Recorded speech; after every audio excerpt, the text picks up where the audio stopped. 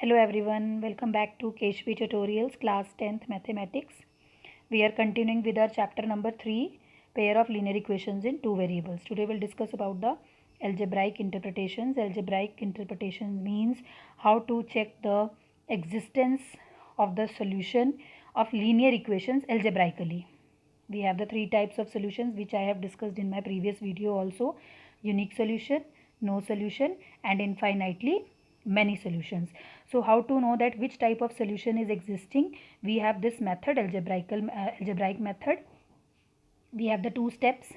Step 1 is we have to calculate the ratios of the coefficient of x, coefficients of y, and the constant terms. This is the first equation, this is the second equation, and a1 is the coefficient of x in first equation and a2 is the coefficient of x in the second equation. तो हमने इनकी ratio ले लेनी है.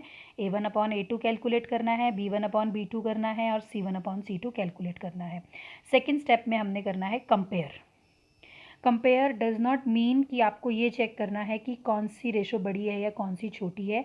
यहाँ पे हमें ये चेक करना है कि whether these ratios are equal और नॉट. तो अब कंडीशंस ये हैं कि अगर ये तीनों रेशोज इक्वल नहीं होंगी, if a1 upon a2 is not equal to b1 upon b2 is not equals to c1 upon c2, then we have a unique solution of our given equations. Second condition है, if we have a1 upon a2 is equals to b1 upon b2 but c1 upon c2 is not equal, then it is the case of no solution.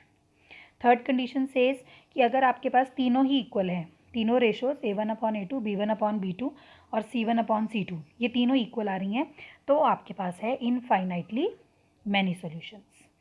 In my previous video I have discussed with you the graphical way to check whether the given equations have unique solution, no solution or infinitely many solutions. Here we are discussing about the algebraic method to know which type of solution is existing for the given equations. Now here we have the two words consistent, inconsistent. Question आता है बेटा आपके पास कि check out whether the given equations are consistent और inconsistent. ठीक है, तो इसमें आपने ये देखना है कि आपके पास which type of solution exist कर रहा है. अगर आपके पास यूनिक सोल्यूशन है और इनफाइनाइट मैनी सोल्यूशंस हैं then the equations are consistent. और अगर आपके पास नो सोल्यूशन वाला केस आता है then you will write that given equations are inconsistent. Okay children, now we see the question. Here the question is check out whether the following pair of equations are consistent or not. आपको सिर्फ इतना ही पूछा है कि जो equations हैं वो consistent है या नहीं है. यहाँ पे आपको ये नहीं लिखा है कि on comparing the ratios या थ्रू ग्राफिकल मेथड आपको बताना है. तो बेस्ट वे ये होता है कि जब हमें कोई भी मेथड के बारे में नहीं बोला गया है तो algebraic method is the best method to check out. सबसे पहले हमारे पास ये टू इक्वेशंस हैं.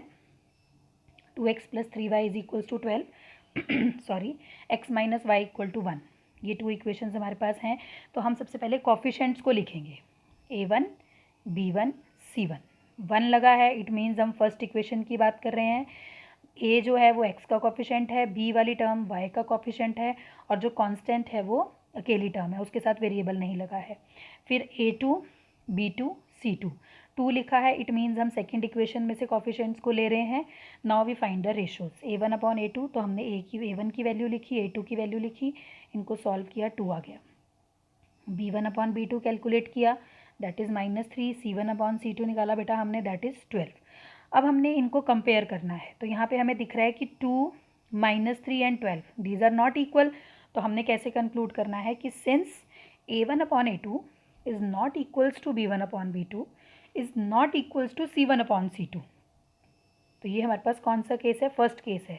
सो therefore the given equations are consistent, क्योंकि इस केस से हमारे पास क्या आता है बेटा?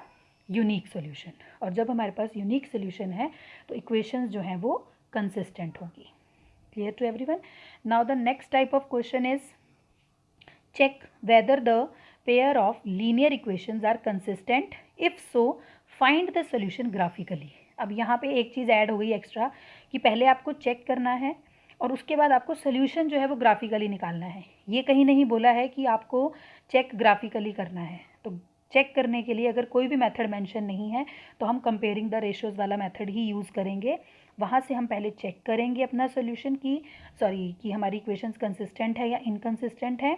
उसके अकॉर्डिंगली फिर हम सोल्यूशन निकालेंगे। लेकिन सोल्यूशन के लिए यहाँ उन्होंने स्पेसिफिकली बोल दिया है कि आपको ग्राफिकल मेथड यूज़ करना है। तो आप मेरी प्रीवियस वीडियो को देख सकते हैं, वहाँ पे मैंने how to find the solutions graphically आपको बहुत अच्छे से एक्सप्लेन किया है। So you can go through that also. So here I am discussing about the A part. A part is 2x plus y is equal to 1, x minus y is equal to 2. These are the two equations given to you. Then first of all the first step is write down the coefficients. पहले आपने coefficients को लिख लेना है a1, b1, c1, a2, b2, c2. उसके बाद आप ratios निकालेंगे. a1 अपॉन a2 कैलकुलेट करेंगे, b1 अपॉन b2 कैलकुलेट करेंगे, c1 अपॉन c2 कैलकुलेट करेंगे. फिर आप इन तीनों आंसर्स को चेक करेंगे. अब तीनों आंसर्स आपके पास फिर से नॉट इक्वल टू है इस केस में. तो given equations are consistent with unique solution. यहाँ पे मैं ये वर्ड लिख रही हूँ विद यूनिक सोल्यूशन, क्योंकि यहाँ आपको पूछा गया है कि if the equations are consistent then you have to find the solution. तो हमने यहाँ पे बता दिया कि हमारे पास इक्वेशंस कंसिस्टेंट है और हमारे पास यूनिक सोल्यूशन वाला केस है.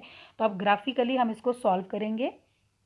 तो हमारे पास ऐसा ग्राफ बनेगा और यहाँ आप देख रहे हैं कि जो लाइंस है वो इंटरसेक्ट हो रही हैं, because this is the case of unique solution. और मैंने अपनी प्रीवियस वीडियो में डिस्कस किया था कि जब आपके पास यूनिक सोल्यूशन का केस होगा तो लाइंस जो हैं वो इंटरसेक्ट करेंगी. जो लीनियर इक्वेशन का ग्राफ हम प्लॉट करते हैं तो लाइंस आती हैं, वो लाइंस इंटरसेक्ट करेंगी और आप देख रहे हैं यहाँ पे लाइंस इंटरसेक्ट हो रही हैं. So this is the point of the intersection and this is the solution of the given equations. So here we have the B part. जो हम क्वेश्चन डिस्कस कर रहे हैं, check whether the given equations are consistent, if so find the solution graphically. उसका B part है ये. x plus y is equal to 3, 2x plus 2y is equal to 1. Same way on comparing the ratios method we are going to apply, because nothing is told us about the, कुछ भी हमें नहीं कहा गया है कि हम कौन सा मेथड यूज़ करें चेक करने के लिए. तो हमने कंपेयरिंग द रेशो वाला मेथड ही यूज़ करना है. a1 upon a2, b1 upon b2, c1 upon c2. और यहाँ पे जब हमने इनको कंपेयर किया तो हमने देखा कि ये दोनों आंसर सेम है, लेकिन ये वाला आंसर सेम नहीं है. तो इसको कैसे आपने कंक्लूड करना है, since a1 upon a2 is equal to b1 upon b2 is not equals to c1 upon c2 and this is the case of no solution. और जब आपके पास नो सोल्यूशन का केस होगा तो जो गिवन इक्वेशंस हैं वो इनकंसिस्टेंट होगी.